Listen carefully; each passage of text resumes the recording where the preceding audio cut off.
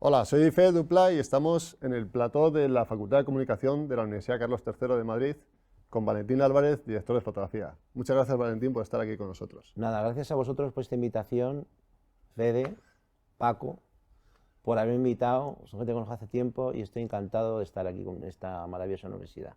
Gracias. Valentín no solamente es director de fotografía, es también iluminador escénico. Lleva una carrera en cine y televisión de más de 40 años, ha hecho muchísima publicidad y también es profesor. Es un maestro de la luz, un sabio, aunque él ahora me corregirá y dirá que es muy difícil ser sabio de la luz, ¿no, Valentín? Decimos ser sabio porque la luz, el hecho de la luz, el hecho de la imagen, es tan inmenso que aunque vivas 5.000 años, estás empezando. Pues cuéntanos un poco cuál es tu concepción de la imagen y de la Hombre, luz. la imagen es, evidentemente, nosotros partimos del hecho de la visión humana. La visión humana, o que la llamo yo visión orgánica para diferenciarla de la imagen o visión mecánica, que es ir al cine, los audiovisuales, porque nosotros tenemos una visión, un plano focal en nuestro cerebro, a través del sistema óptico de la retina, que nos transmite y nos conforma una imagen en nuestro cerebro. ¿Qué es realmente donde está la imagen? Porque en la realidad que vemos cognitiva, la realidad fuera de nuestra realidad cognitiva, que es lo que la imagen se forma en nuestro cerebro, fuera no hay imagen. Fuera hay. Primero empezamos por el concepto de lo que es la luz. La luz es una frecuencia electromagnética, como sabemos, y de esa enorme línea de frecuencias electromagnéticas, desde rayos gamma, rayos X, están lo que llamamos espectro visible, que va de 360 nanómetros a 700 nanómetros. Esa cosa tan pequeñísima de frecuencia, nosotros le llamamos luz visible. Y con esa luz visible, nuestro sistema óptico construye una imagen, que es lo que vemos. Una imagen en nuestro cerebro. Una imagen que es una interpretación cognitiva de nuestra realidad inmediata universal. Pero está dentro de esa imagen, está en nuestro cerebro, no está ahí fuera. Fuera hay un montón de frecuencias electromagnéticas y materia.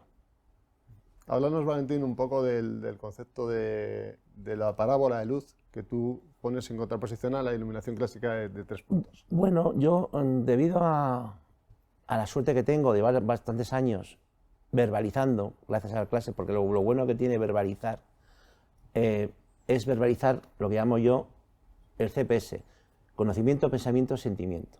Verbalizar el pensamiento y verbalizar el sentimiento y verbalizar el conocimiento. A verbalizarlo se te forma, se organiza perfectamente en tu cerebro y es más fácil relacionar las cosas.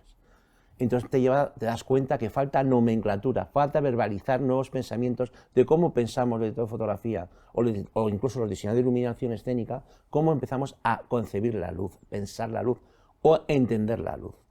El concepto de triángulo de luz, de principal, o key-light, relleno, y contraluz, o sea, la llave para moldear, el relleno para trabajar el contraste, más o menos contraste, y el contraluz para separarnos del fondo, ese clásico. A mí está muerto ese concepto de pensamiento, porque realmente pensamos en el origen de la luz, cómo llega a una persona o al objeto que estás iluminando, fotografiando. Pero el concepto mío de parábola de luz es que hay una continuidad ahora mismo en pensar eso. Pongo un ejemplo. Cuando tú utilizas el concepto lumínico en una playa, al de una persona, si la pones semi a contraluz, está el sol y luego la cúpula celeste, que es una parábola de luz en tu cara. Ahora tendemos a hacer continuidades de luz entre la luz por la ventana y creamos un leve relleno que entra lateralmente. Por ejemplo, sería una parábola de luz. Y la parábola de luz puede tener una sola intensidad o diferentes intensidades. Si nosotros hacemos una parábola de luz uniforme, de un día nublado constante, pues será una parábola de luz constante y nos rodea. Y podemos tener diferentes parábolas de luz a diferentes alturas. En la playa, por ejemplo, pues tendríamos la parábola de relleno de la luz que nos haría alrededor de nuestra cara de lo que sería el rebote en la arena. ¿Qué te permite eso? Hacer una continuidad de la luz. ¿Qué te permite eso en la iluminación escénica, por ejemplo? O también sirve para cuando te recreas, no cazas la luz. Ahora entraré en ese concepto de caza y creación de la luz. te permite pensarla y te permite esa continuidad y desarrollo degradado de la luz en una cara, para no tener múltiples sombras, por ejemplo, en teatro en el suelo. Trabajar con una sola sombra, lo más precisa posible en el suelo, que es para mí una obsesión siempre en el mundo escénico, que hay muchas sombras en el suelo, y yo consigo que haya una. Háblanos un poco, Valentín, de la diferencia entre la iluminación escénica y la iluminación en dirección de fotografía. ¿Cómo afrontas? ¿Aplicas este mismo concepto a la parábola de luz? Yo aplico la parábola de luz porque al final es luz que te lleva a una imagen. En el caso del cine, imagen mecánica; en el caso del teatro, trabajar la imagen orgánica. La diferencia fundamental es que en el cine tú trabajas para una relación de aspecto ya cerrada. 1.66, 1.85, 2.39, X. En cambio, en la relación de aspecto en el mundo escénico, la imagen está abierto. Está abierto. Y esa relación de aspecto se da entre las formas de la escenografía y el concepto que forma la luz. Te crea esa relación de aspecto. Fundamental. Teniendo en cuenta que es fundamental si estás trabajando para cerca o lejos en el espectador. Ese factor de distancia también muy importante en el teatro. Porque está el concepto de visión periférica y visión central. El concepto de visión periférica y visión central lo podemos tener a la hora de rodar, pero cuando estás en la sala de cine ya no existe. En cambio, en el mundo escénico sigue existiendo. Depende. Sobre todo para si tienes que aforar luces o no aforar luces. Yo tengo un sistema de que aforo las luces cuando está aforada, a partir de la sexta fila, cuando empieza a actuar la visión periférica y los puntos de luz caliente de los aparatos que tengan montados pueden molestar. Pero a la quinta fila, cuarta, tercera, segunda, no, porque habría que girar el cuello hacia arriba. Entonces no limito mi luz, mi diseño de iluminación, por un exceso de aforamiento que muchas te limita tu trabajo de diseño de iluminación. Entiendo que en teatro tú haces con la luz editas, ¿no? Porque editas el plano, editas el tamaño del plano. Totalmente. Digamos que el concepto de moderno de diseño de iluminación escénica ha evolucionado mucho, y digamos ese concepto es más moderno. El concepto de diseño de iluminación escénica es más moderno que el concepto de edición de fotografía, que empezó hace mucho tiempo. Porque como está hecho a través de otro medio, que es la imagen mecánica, hay un medio que tienes que trabajar intermedio para trabajar esa imagen. En cambio, el teatro, como es directo, no hay concepto de imagen escénica porque hemos nacido con ella. Por lo tanto, hay que hacer más abstracción mental para entenderla, un poquito más. Un director de fotografía y un diseñador de iluminación escénica. El diseñador de iluminación escénica es como un director de fotografía, pero aparte es editor de la imagen, de los cuadros de luz. Los editas ahora mismo con los ordenadores, con las mesas de iluminación, que son ordenadores. Evidentemente tú puedes editar esa imagen y sincronizarla con el sonido. Cuéntanos un poco tu relación con sonido. Sí, es sexual. Yo tengo que ser amigo, compañero, tener una unión de equipo absoluta con escenografía. Absoluta. Por supuesto está por encima de todo, está el director en todo, pues está por encima de todo. Por lo tanto no lo voy a contar, porque siempre está por encima de todo y la relación del director está diferente, depende del director, que no voy a entrar en ello. Evidentemente es el que dirige todo. Yo el tiempo que tengo que gastar con sonido es tremendo. ¿Por qué digo que es sexual? Porque el sonido y la voz, el tratamiento de sonido, son las dos percepciones que se unen en el cerebro, que están en la narrativa escénica, y son dos órganos que se unen y tienen que entrar en perfecta armonía, y ritmo y armonía perfecto en el hecho escénico, para que no se noten, se sientan con una unidad. Y no hay mejor unidad, más bella de unidad de dos órganos diferentes y dos cosas diferentes, que el amor y el sexo. Queda muy claro, Valentín. Entonces, realmente, pues esa narrativa, el tiempo que gasto en la narrativa visual, ese tiempo que gasto necesario para unir los cuadros de iluminación en su tempo con el sonido, aunque siempre yo digo, en general, el 90% de las veces, sigue al sonido, follow the sound, porque el sonido, aunque a nivel físico es más lento, pero psicológicamente es mucho más rápido. Nosotros podemos dejar de ver, pero nunca podemos dejar de oír. Nunca podemos dejar de oír. Digamos que la imagen es muy selectiva y el sonido es mucho más inconsciente y mucho más psicológico, de una manera mucho más indirecta, aunque todo es psicología, evidentemente, yo no soy psicólogo, pero la capacidad que tiene el sonido de predeterminar, influir sobre una imagen que todavía no ha surgido, es tremenda. Si, por ejemplo, tú coges la película de Psicosis, el final de la película, le quitas ese sonido sintetizador, se lo quitas. No es lo mismo. No sientes lo mismo. Desde Te luego. conduce maravillosamente.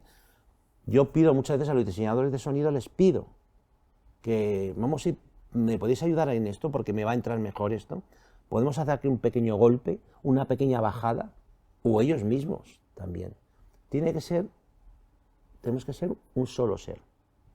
Y lo que une ese amor que digo yo, ese sexo, es unir esos dos sentidos que tiene el espectador, que es la parte visual y la parte auditiva, que es lo que hace el hecho escénico. Incluso también en el cine mudo había. El cine mudo era mudo, pero siempre tenía música, tenía su partitura musical, que acompañaba a la película.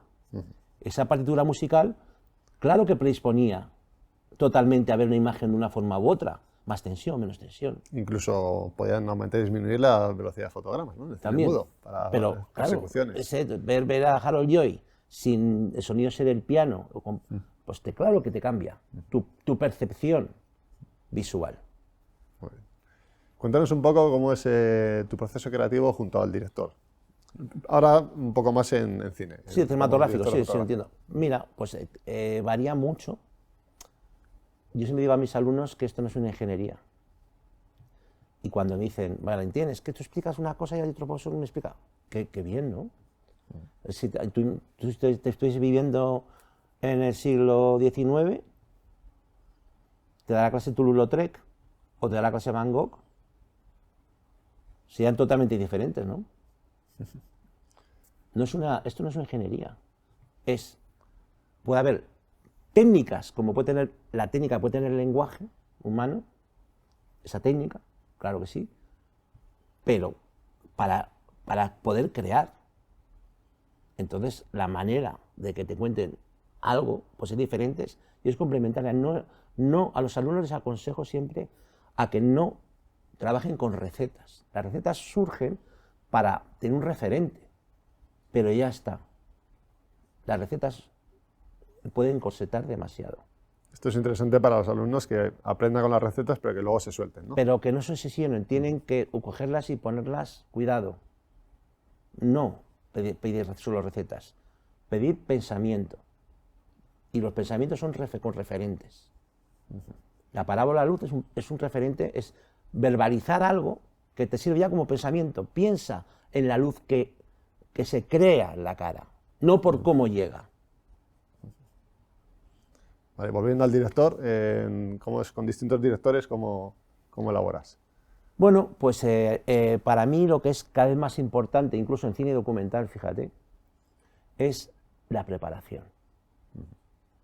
La preparación es fundamental. Evidentemente, hay directores que son mucho más precisos, no sean mejores o peores, y otros son menos precisos.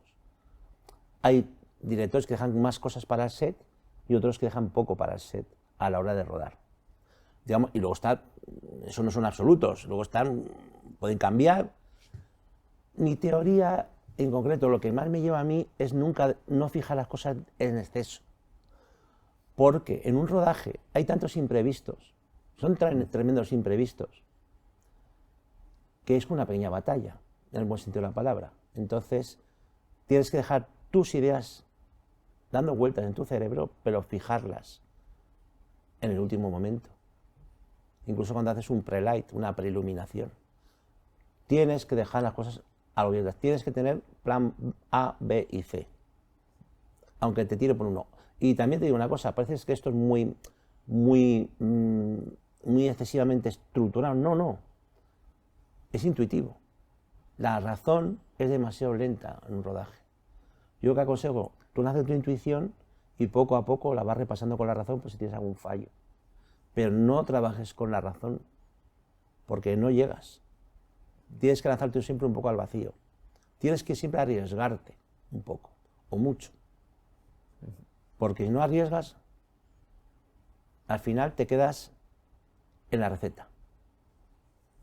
Eso lo estaban muy claro los alumnos de cine.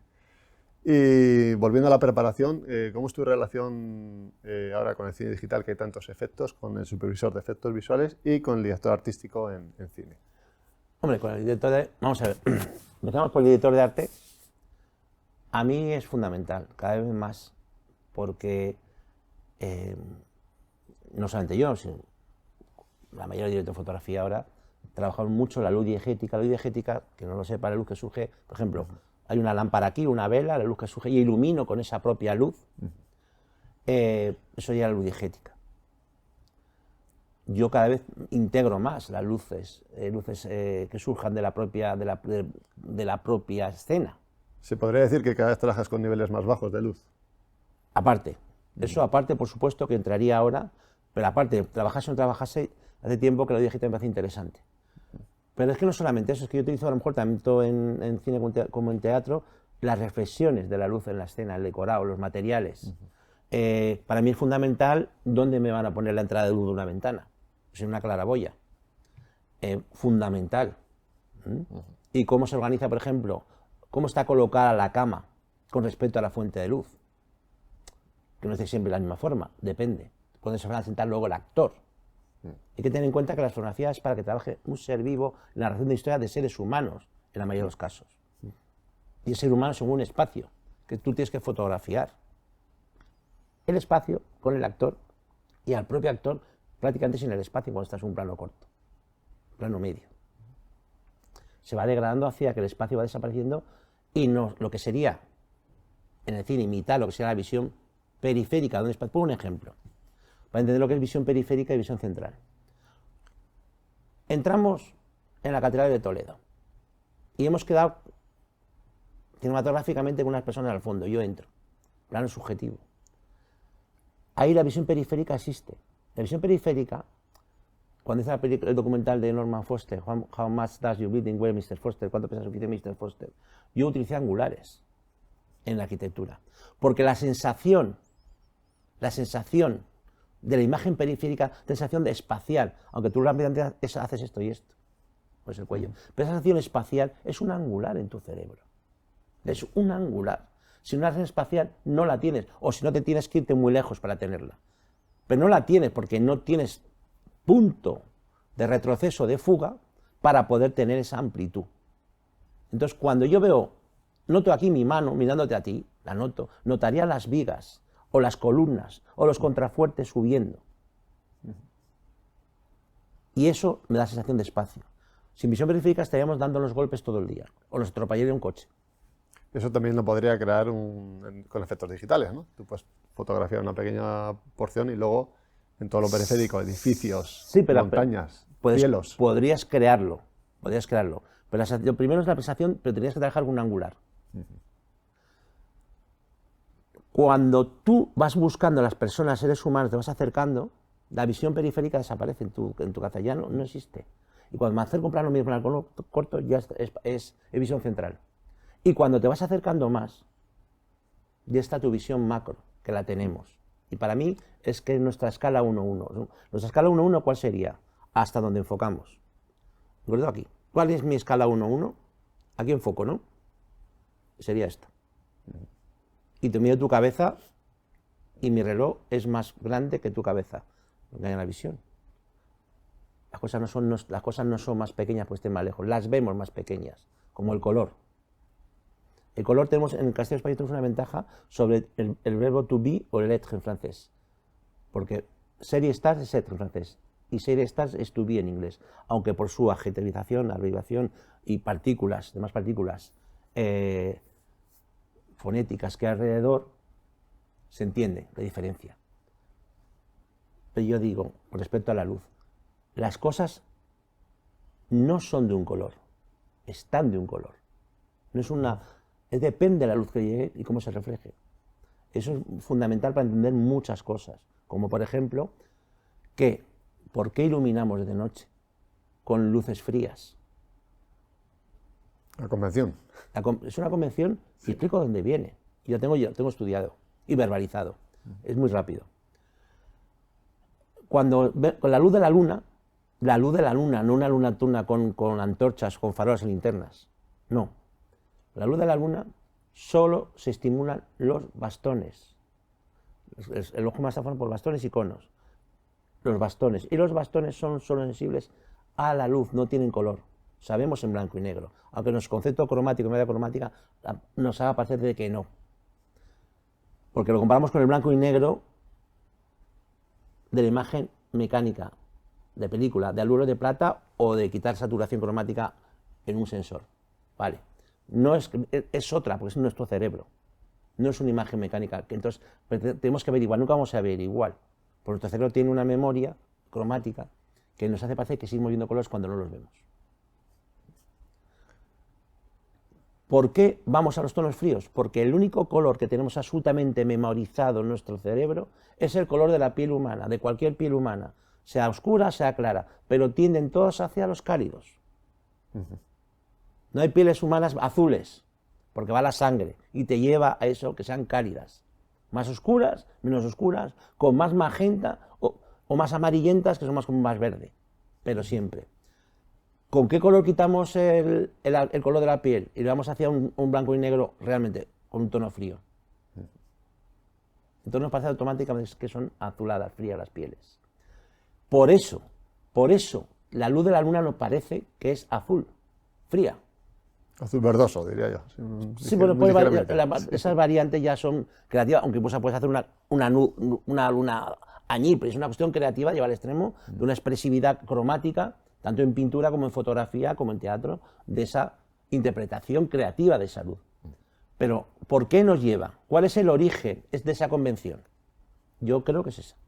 Muy bien. Volviendo al supervisor de VFX, que es una persona que entiendo que ahora está permanentemente en plató, ¿no? Porque no está simplemente en plató, pero se hace mucho. Lo que pasa es que ya los directores de fotos sabemos mucho de VFX. Entonces, por ejemplo, en mi última película, pues tengo muchas imágenes de VFX porque tengo muchas pantallas de móvil. Son reales, no reales, muchísimas. Es que ahora mismo, en un rodaje de ahora, del día de hoy, el móvil es constante y el móvil es macro. Es macro. O sea, ahora yo en un rodaje siempre me llevo un macro y un documental también. Un macro corto, que siempre un macro corto, un 40, un 32 milímetros, para que no me desaparezca el fondo, no esté integrado un poco y no esté fuera de todo. Macro. Encontramos que macro, por debajo de macro, que es escala 1:1, ya es microfotografía. Aunque muchas ópticas macro hacen microfotografía. Si voy a sacar en primer término la aguja de un reloj, en primer término, la aguja, eso es microfotografía ya. Aunque la haga con una óptica macro. Muy bien. Y volviendo al tema de cómo ha cambiado el cine digital, las formas de trabajar, los flujos de trabajo del cine español, ¿tú qué has detectado en los últimos años? Bueno, mi teoría, una teoría mía, yo pienso que para aprender bien cinematografía, como una escuela de marina aprende en un barco de vela, habría que a aprender con fotoquímico. Y explico por qué. Porque el fotoquímico, cuando ruedas fotoquímico, nosotros trabajamos por un plano focal, para formar una imagen en un plano focal. En un sistema electrónico, el plano focal nunca lo vemos. Nunca lo vemos a través de una señal de un monitor, pero nunca lo podemos tocar con las manos. Yo una imagen de un fotograma lo toco y lo veo con una caja de luz y veo la densidad que he puesto. Y veo los contrastes de densidades que tiene eso. Y siento la luz que ha llegado a ennegrecer los aluros de plata en ese plano focal. Es para la formación, me parece muy importante. Muy importante. Luego a posteriori ya no, pero es saber navegar con la luz, te ayuda mucho a trabajar en fotoquímico. Mira, precisamente la última película que he rodado, hay una parte que hemos rodado en fotoquímico, en 16 milímetros, porque es una película dentro de otra película. La película de los años 90 la hemos rodado en Super 16. Y el mundo real de ahora lo hemos hecho con Alexa 35. Claro que cambia. El fotoquímico te obliga a un protocolo muy riguroso de trabajo. En el digital pues está un poco más relajado, lo que conlleva cuando vuelves a fotoquímico, tienes problemas con el equipo si no tienes esa rigurosidad. ¿Y qué ventajas encuentras rodando en cine con las modernas cámaras digitales que facilitan mucho utilizar niveles bajos de luz? Vale, llegamos al concepto ya de clave ultra baja. El concepto de clave ultra baja es que te permite trabajar unos ISOs altísimos, una clave con un nivel de luz enormemente bajos. Por ejemplo, si yo pongo unas luces lejos, a 40 metros, para que a nivel de lux estén unificadas, porque es una progresión geométrica inversa, a poner las luces lejísimos, tengo una uniformidad de luz. En un bosque, por ejemplo, que da la luz rasante porque la luna está rasante, me daría una intensidad de luz muy fuerte en los primeros troncos del árbol. Pero si lo pongo yo de 40 a 70 metros la fuente de luz, a partir de 40 metros la luz es mucho más uniforme, es mucho más uniforme. Entonces me permite trabajar un nivel de luz bajísimo. Por ejemplo, si parto de una cámara dual, un sensor dual de 2500 en la posición para bajas luces, que para luces normales sería 800, 2500, la dualidad. Si yo lo fuerzo un stop, que no es mucho, serían 5000 ISO. Pero como es de noche, yo tengo que subexponer esa imagen, que siempre son 2 diafragmas, porque un diafragma es poco, 2 diafragmas. Si de los 5000 ISO yo subexpongo un diafragma, son 10.000 ISO, y son 2, son 20.000. Estoy trabajando para 20.000 ISO. Para 20.000 ISO. Yo algunas veces desobturo la cámara, que hay que tener cuidado porque puede ser peligroso, para los planos generales, que son los más complejos, de que la llegue la luz. Por un plano medio, un plano corto se puede falsear. Por planos generales es muy difícil falsearlo. Entonces, si les obturo, los 20.000 los convierto en 40.000 ISO. Y el problema de ahí ya no es la cámara que me capta la imagen, el problema son las ópticas. Necesitamos ópticas que te formen la imagen para 40.000 ISO. Cuidado con las ópticas rehousing vintage. Son ópticas maravillosas, pero son ópticas de los años 70, 80 y 60, que necesitan más luz para formar la imagen. Lo que forma la imagen es la óptica, y quien la registra es la cámara, el plano focal de la cámara. Entramos esos conceptos fundamentales para poder trabajar. No es un todo, son elementos diferentes, hay que trabajarlos de manera diferente. Valentín, teniendo en cuenta que la profesión de director de fotografía ha sido siempre dominada por los hombres, y tú que eres profesor y ves que hay muchísimas alumnas en las escuelas de cine, ¿qué medidas crees que puede haber para que haya cada vez más directores de fotografía, sobre todo en los largometrajes, donde tienen el acceso un poco más limitado? Bueno, el nivel de director de fotografía en los últimos años ha aumentado muchísimo, menos mal, igual también en teatro diseñador de iluminación escénica, tiene que seguir ese camino, por supuesto. Yo además te lo digo de una manera egoísta, que yo tengo hijas, no tengo hijos. Pero hay un factor, está subiendo mucho el grado de director de fotografía, jefes de equipo, pero también faltan. Para que eso se mantengan, falta que los trabajos intermedios, no sean solo de jefes de equipo, también, y hay 2 jefes de equipos en el departamento de fotografía que son fundamentales. Por ejemplo, ayudantes de cámara, mujeres los hay, auxiliares de cámara los hay. Pero faltan, un director de fotografía maneja 3 equipos, el de cámara, el de iluminación y el de maquinista o grip. Me faltan mujeres gaffer. No, me ilusionó la última clase que di en la ECAM, iluminación nocturna, había una mujer que quería ser, digo, ¿tú quieres ser gaffer? Digo, sí, quiero ser gaffer. Y su idea es ser gaffer. No es director de fotografía. Que no aspira más, digamos. Ella aspira a ser gaffer. Maravilla, me encantó. Sí, sí.